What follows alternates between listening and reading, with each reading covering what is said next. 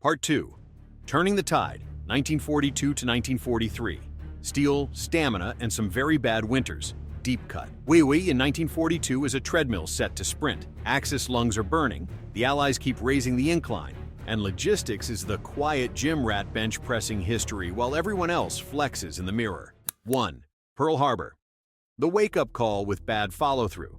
Japan's strike on December 7, 1941 wrecked battleships and headlines, but whiffed on the unsexy stuff that actually wins wars: fuel farms, repair yards, and the submarine base, which meant the US could patch ships, fuel up, and quietly let its subs start choking Japan's merchant fleet.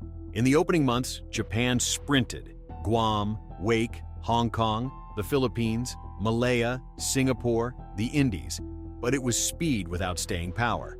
Roosevelt and Churchill declared war. Hitler declared on the US for free, a decision that aged like warm sushi. The Pacific looked lost on maps, but the industrial and repair arithmetic said otherwise. Headlines love daring raids. Campaigns are won by reading the mail. 2. Midway. 4 carriers change the weather. By June 1942, American cryptanalysts had cracked enough Japanese signals to set an ambush near a dot on the map called Midway. One window of clear skies, a few minutes of converging dive bombers, and suddenly 4 Japanese carriers with irreplaceable crews are burning. Japan's offensive momentum evaporates. The US can replace ships and pilots faster than Japan can train them. Midway doesn't end the war. It ends the illusion that Japan can dictate it. While the Pacific tilts, the desert decides who gets the first boarding pass back into Europe. 3. El Alamein and Torch. A double tap in the Sand Desert War is supply lines with sunscreen. El Alamein, October 42, works because Montgomery forces Rommel to trade fuel for inches in a choke point between dunes and sea. 2 weeks later, Axis armor is backing out. Then Operation Torch, November 8, 1942, lands US-UK forces in Morocco and Algeria. The vice tightens. By May 43, roughly 250,000 Axis troops surrender in Tunisia. North Africa flips from Axis launch pad to Allied springboard, and the Mediterranean door swings open. And yet the desert is a sideshow. The main act is a city on the Volga that will eat an army. 4. Stalingrad. When a city ate an army. Hitler's case. Blue splits the difference, oil fields and Stalingrad, so he gets neither cleanly. The Germans reach the river, but never pushed the Soviets off it. On November 19, 1942, Operation Uranus punches through the weaker Axis flanks and encircles the 6th Army. The airlift fantasy collapses. Manstein's relief gets close, stalls, freezes. Paulus surrenders January 31, 1943, of approximately 250,000 surrounded. Only a fraction ever see home again. The strategic momentum flips, and the psychological impact is bigger than any map arrow. Why does every general in this story talk about cities and steppes like stockbrokers talk about barrels? Because tanks drink like sailors. 5. The resource reality check. Under the hood, 1942 to 43 is a war of oil, ore, and throughput. Germany grabs Ukraine's grain and reaches toward the Caucasus, but can't feed the armored beast without secure fuel. Splitting forces between the Wells and Stalingrad is a 2-for-1 coupon that gets you none. Meanwhile, Lend-Lease turns Allied industry into a global extension cord. Food, radios, cables, trucks, and later locomotives and rail cars that unclog Soviet logistics. Strategy is just logistics with a sharper suit. Of course, oil in a barrel is a paperweight if you can't sail it past a wolf pack. 6. The Battle of the Atlantic. How math, gadgets, and patience throttled the wolf packs. Picture the Atlantic as the Allies' aorta. If it clogs, Britain starves, and D-Day never happens. In 1942, U-boats are having their second happy time, torching coastal shipping off the Americas. But 1943 flips the script with a tech plus tactics stack that finally closes the notorious mid-ocean air gap. Long-range patrol aircraft and escort carriers push eyes and teeth out where convoys used to be blind. Huff-Duff, high-frequency direction finding, pins down wolf pack radio calls. Centimetric radar sees periscopes on rough seas. The lee light turns night into ambush. Ahead-throwing hedgehog mortars punish subs without losing sonar contact. Layer that on tighter convoy doctrine and better escort groups, and suddenly, The hunters are the hunted. In Black May 1943, U-boat losses spike so brutally that Donitz pulls his packs. The sea lanes stay open, and with them, Britain's chances. Sea lanes are arteries. Now meet the heartbeat. Factories that go brrr and a policy that turns them on full blast. 7. Lend-Lease. The policy that turned industry into a coalition superpower.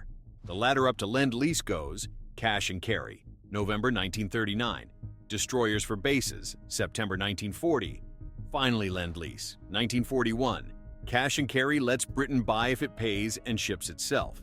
Destroyers for bases finesses neutrality by swapping 50 old U.S. destroyers for 99-year Atlantic base leases. But Britain is bleeding cash and tonnage. It needs volume, not vibes.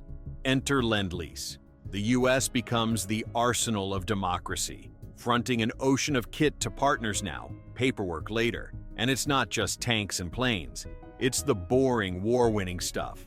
Foodstuffs, telephone cabling, trucks, clothing, and the infrastructure to move armies at continental scale. The headline stat your audience will remember: about 2,000 locomotives and 11,000 rail cars to the USSR, unclogging the arteries behind Soviet offensives. That's why Lend-Lease isn't charity. It's a force multiplier that stretches Allied endurance bars across fronts. With arteries open and the heartbeat roaring, the Allies try the tempting shortcut: win from the sky and learn its real limits. 8. The Air War. What bombing could and couldn't do. Strategy meeting sales pitch. The combined bomber offensive, RAF by night, USAAF by day, pummels factories, rail yards, and especially oil. Early on, losses are savage. Deep raids outrun escort range. The inflection point is the P-51 Mustang with drop tanks, walking heavy bomber streams all the way to target and back. Result: the Luftwaffe bleeds pilots over its own airfields.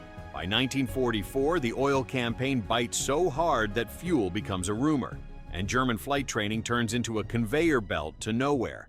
Air power doesn't win alone, but it makes every other Allied move, Normandy, breakout, pursuit, easier, faster, cheaper in blood. But here's the nuance your viewers will respect. Bombing is a multiplier, not a magic wand.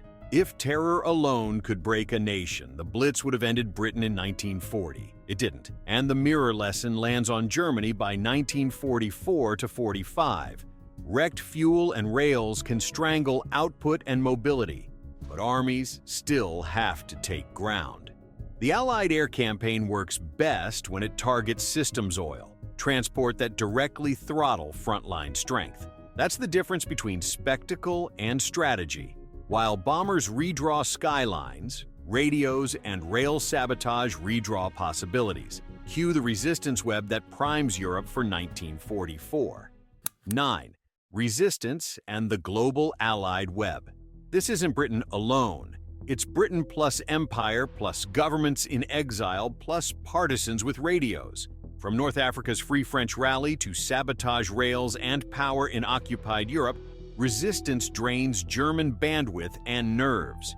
The point isn't to topple the Reich, it's to bleed it, jam it, and pass intel that will matter a lot when paratroopers start falling out of Normandy's sky. The Allied world is less an island, more a mesh network. With seas safer and factories roaring, the Allies test Europe's side door and discover soft underbelly is a marketing term.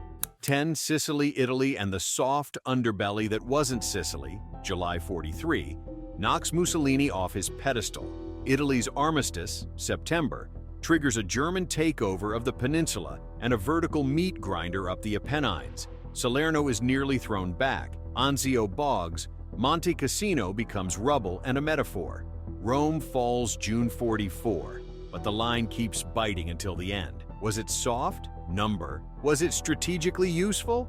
Absolutely. Every German division in Italy isn't waiting in France to shoot at paratroopers and rangers in 1944. If this deep cut made logistics feel like the real main character, because it is, hit subscribe. Next up, Part 3 storms Normandy, unleashes Bagration, staggers through the bulge, and ends with firestorms and fission, plus the world those choices created.